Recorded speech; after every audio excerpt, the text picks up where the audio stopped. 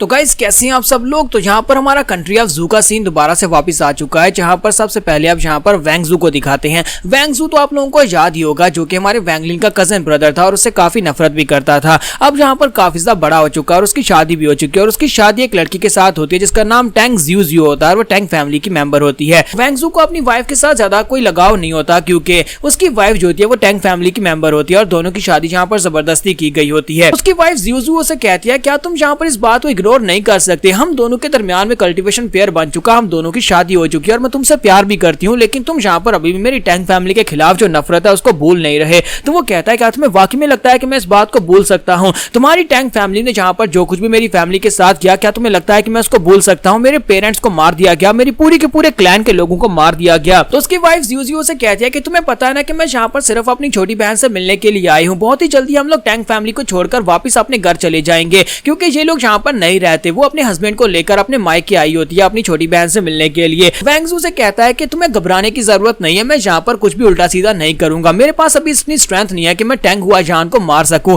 जब मेरे अंदर स्ट्रेंथ होगी तभी मैं यहाँ पर कुछ करूंगा। तो उसकी वाइफ से कहती है कि वैंग जू, मुझे लगता है कि तुम्हें यहाँ पर हमारे फैमिली के इंसेस्टर से नफरत नहीं करनी चाहिए, ये सब कुछ तो उस वैंगलिन का किया धरा है। अगर वो वैंगलिन उस दिन टैंगलिन को नहीं मारता, हमारे इंसेस्टर टैंगली को उसने मारा था, जिसकी वजह से हमारे इंसेस्टर ने टैंग हुआ जान ने तुम्हारी पूरी फैमिली को मार डाला था, तो ये सारी की सारी गलती उस वैंगलिन की है। तो जैसे ही वैंग जू वहां पर वैंगलिन का नाम सुनता है वो बहुत ज्यादा गुस्सा हो जाता है और अपनी वाइफ को गले से पकड़ लेता है और कहता है अपनी बकवास बंद करो, वैंगलिन मर चुका और एक मरे हुए इंसान के बारे में तुम्हें यहाँ पर इस तरह की बात नहीं करनी चाहिए, चाहे कुछ भी हो जाए, चाहे मैं उससे कितनी नफरत क्यों ना करता हूँ, लेकिन वैंगलिन उसके साथ वैंग का लफ्ज लगा हुआ है, वो मेरा भाई है, यानी वो मेरा कजन और मेरा ब्रदर है और हमेशा वो मेरी फैमिली का मेंबर रहेगा। तुमने अगर दोबारा यहाँ पर वैंगलिन का नाम भी लिया तो फिर मैं यहीं पर गला घोंट कर तुम्हें मार डालूंगा। यहाँ पर बताया जाता है कि आखिर इन दोनों की शादी हुई कैसे। तो बताया जाता है कि यहाँ पर टैंग फैमिली जो है, टैंग फैमिली के लोग यहाँ पर अपने रिसोर्सेज को बढ़ाने के लिए और अपने कनेक्शंस को बढ़ाने के लिए दूसरे जितने महान सेक्टर्स हैं उन सभी सेक्टर के डिसाइपल्स के जितने महान डिसाइपल्स हैं उनके साथ अपनी बेटियों की शादी करते हैं और इसी वजह से यहाँ पर इस लड़की जियो जियो की शादी वैंग जू के साथ होगी, क्योंकि हमारा वैंग जू जो है ये इस वक्त यांडाओ सेक्टर का सबसे महान डिसाइपल है, इसी वजह से इसके साथ इसकी शादी कर दी गई थी। लेकिन कमाल की बात तो यह है कि जियो जियो को यहाँ पर इसकी शादी होने के बाद इससे प्यार हो गया, लेकिन वैंग जू अभी भी यहाँ पर टैंग फैमिली से बहुत ज्यादा नफरत करता है। इसी के साथ ही जब वहां पर इन दोनों के कल्टीवेशन पेयर की लड़ाई आपस में दिखाई जा रही होती है, सेम टाइम के पर दूसरी तरफ हमारा वैंगलिन जो होता है वो कंट्री ऑफ जाओ के अंदर एंट्री मारता है। तो वैंगलिन वहां पर पहुंचने के बाद कहता है, फादर मदर तुम्हारा बेटा वापिस आ गया है और अब यहाँ पर मैं उस बुढ़े खूसट को ढूंढूंगा, ना सिर्फ उसको बल्कि इस पूरे के पूरे कॉन्टिनेंट के अंदर जिसके साथ भी यहाँ पर टैंग नाम आता है, यानी कि फैमिली का नाम टैंग है, उन सभी को ढूंढूंगा, एक एक करके सभी को मार डालूंगा। वैंगलिन वहां पर एंट्री मारने के साथ ही कत्लेआम शुरू कर देता है, टैंग फैमिली के लोगों को चुन चुन कर मारना शुरू कर देता है, जिसकी वजह से मास्टर टैंग हुआ जान के पास न्यूज आती है, उन्हें आकर बताया जाता है कुछ बहुत ही बुरा हुआ है। तो वो कहता है क्या हुआ? तो उसका बंदा उसे बताता है कि सर यहाँ पर कुछ बहुत ही बुरा हुआ है, हमारी फैमिली के अभी तक टोटल 961 मेंबर्स मर चुके हैं, 4 दिन में किसी ने हमारे इतने मेंबर्स को मार दिया। तो वो कहता है कि ये सब कुछ किसने किया है, क्या तुम्हारे पास यहाँ पर इसके बारे में कोई इन्फॉर्मेशन है? तो वो एल्डर उसे कहता है कि हाँ सर, 4 दिन पहले हमें यहाँ पर कुछ पता चला है, 4 दिन पहले यहाँ पर एक लड़का अपीयर हुआ था, वो टियांडाओ सेक्टर में सबसे पहले अपीयर हुआ, टियांडाओ सेक्टर में वहां पर हमारे 4 लोग थे, उसने 4 लोगों को मार डाला।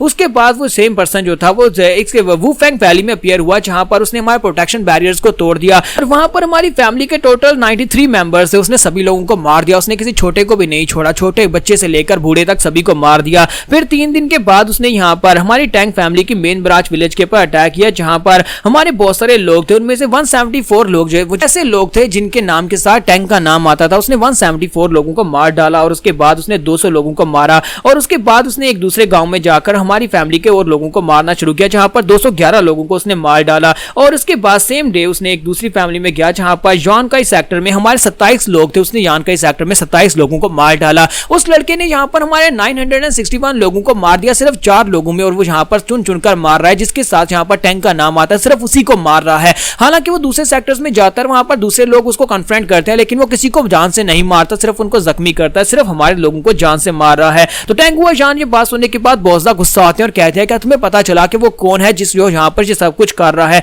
तो एल्डर से कहता है नहीं सर, हमें उसके बारे में नहीं पता चला, क्योंकि अभी तक हमारे जितने भी लोगों का उसके साथ सामना हुआ है, टैंग फैमिली के जितने लोग भी उसके सामने आए वो सारे के सारे लोग मर चुके हैं, क्योंकि उसने किसी को जिंदा ही नहीं छोड़ा। और बाकी के सभी सेक्टर्स के लोग जिन लोगों ने उसे देखा है और जिन लोगों को उसके बारे में कुछ पता है, वो लोग हमें इन्फॉर्मेशन देने से मना कर रहे हैं, क्योंकि उनके सेक्टर्स के ओनर्स और उनके पैट्रियार्च ने उन सभी को मना कर दिया है कि कोई भी टैंग फैमिली को उस लड़की के बारे में नहीं बताएगा, क्योंकि उन सभी को इस बात का डर है। तो ये बात सुनने के बाद बाद मास्टर टेंगुआजान और भी ज्यादा गुस्सा हो जाते हैं और कहते हैं कि लगता है कि मुझे इस प्रॉब्लम को खुद ही सॉल्व करना होगा। इसी के साथ ही एल्डर उसे कहता है कि ये जूनियर आपके लिए किसी तरीके से उसकी एक पिक्चर बनाकर लाया है, मैंने बड़ी मेहनत के साथ आसपास के लोगों से पूछकर एक फोटो बनवाई है। तो इसी के साथ ही वो फोटो जो होती है उसके सामने करते हैं। तो मास्टर टेंगुआजान बढ़ते आगे भागते हुए आते हैं और कहते हैं कि मुझे दिखाओ जरा। जैसे वो उस फोटो को देखते हैं वो बहुत ज्यादा गुस्सा हो जाते हैं और गुस्से के साथ उनकी पावर्स रिलीज होती है। तो एल्डर उसे कहता है कि सर ये अचानक से आपको क्या हो गया, कहीं ये वही बंदा तो नहीं है जिसका नाम सुनती है आप यहाँ पर बहुत ज्यादा गुस्सा हो जाते हैं, जो 400 साल पहले यहाँ पर जिसने आपके साथ वो हादसा किया था, जिसने मास्टर टैंग ली को मारा था। मास्टर टेंगुआजान को भी अभी ये बात बिल्कुल भी श्योर नहीं होती क्योंकि हमारे वैंगलिन की अपीयरेंस काफी हद तक चेंज हो चुकी है। तो वो वहां पर सोच रहा होता है कि ये वो नहीं हो सकता, लेकिन आखिर ये बच्चा है कौन जो यहाँ पर हमारी फैमिली के लोगों को मार रहा है। और यहीं पर एक नौकर को दिखाते हैं जो वहां पर साइड के पर खड़ा सोच रहा होता है कि चलो शुक्र है कि इसके साथ भी सब कुछ हो रहा है,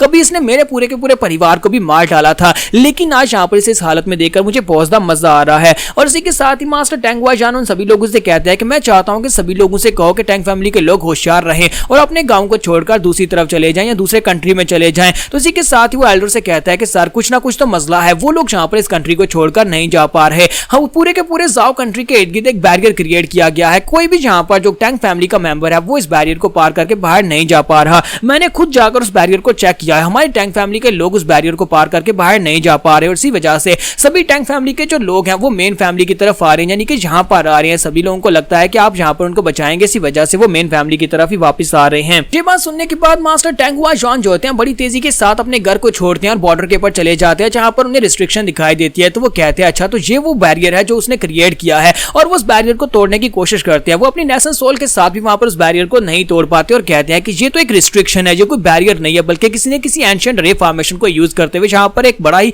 एक पावरफुल बैरियर लगाया है जिसे मैं भी पार नहीं कर पा रहा। नहीं लगता कि ये काम वैंगलिन का है क्योंकि वैंगलिन जब उस वक्त मरा था उसकी कल्टीवेशन जो लेवल था वो इस वक्त अर्ली स्टेज कोर फॉर्मेशन था। अब यहाँ पर 400 साल में वो कितनी मेहनत क्यों ना कर ले वो सोल फॉर्मेशन में नहीं पहुंच सकता और ये जो लेवल ये जो फॉर्मेशन है ये किसी सोल फॉर्मेशन लेवल के मास्टर की बनाई हुई है। मुझे लगता है कि अगर वैंगलिन वाकई में जिंदा है और वो वापस आया है तो वो अपने साथ किसी सोल फॉर्मेशन लेवल के मास्टर को लेकर आया है जिसकी मदद से उसने यहाँ पर इतना पावरफुल बैरियर बनवाया है। और साथ ही मास्टर टेंगुआजान को वहां पर समझ आती है कि आज यहाँ पर हो क्या रहा है। वो कहता है कि ये हमारे साथ यहाँ पर एक खेल खेल रहा है, उसने बैरियर क्रिएट किया ताकि टैंग फैमिली के जितने लोग हैं वो सारे के सारे मेन सिटी में इकट्ठे हो जाएं और जब वो सभी लोग एक जगह के ऊपर इकट्ठे हो जाएंगे वो नेशन सोल स्टेज के ऊपर का जो सोल फॉर्मेशन स्टेज का कल्टीवेटर जो उसका हेल्पर है वो उसकी मदद से सभी लोगों को एक ही जगह के ऊपर मरवा देगा। और मुझे लगता है कि मुझे उन सभी लोगों को एक ही जगह के ऊपर इकट्ठा होने से रोकना होगा। मास्टर टेंगुआजान वहां पर इन सभी सोचों को लेकर वापस अपने घर में आ जाते हैं और अपने कल्टीवेशन रूम के अंदर चले जाते हैं और फिर से कल्टीवेट करना स्टार्ट कर देते हैं और कहते हैं चाहे कुछ भी हो जाए लगता है कि बहुत ही जल्दी मुझे यहाँ पर वैंगलिन जहाँ पे किसी बहुत ही पावरफुल कल्टीवेटर के साथ फाइट करना पड़ सकती है, इसी वजह से मुझे यहाँ पर अपनी बॉडी को पावरफुल बनाना होगा,